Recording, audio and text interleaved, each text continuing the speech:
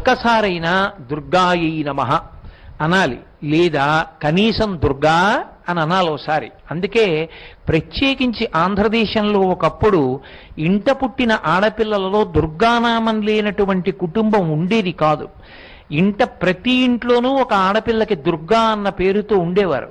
ఎందుచేత అంటే దుర్గా అన్న నామాన్ని నోటితో ఉచ్చరించినంత మాత్రం చేత అనేకమైనటువంటి ఫలితములు సంక్రమిస్తాయి.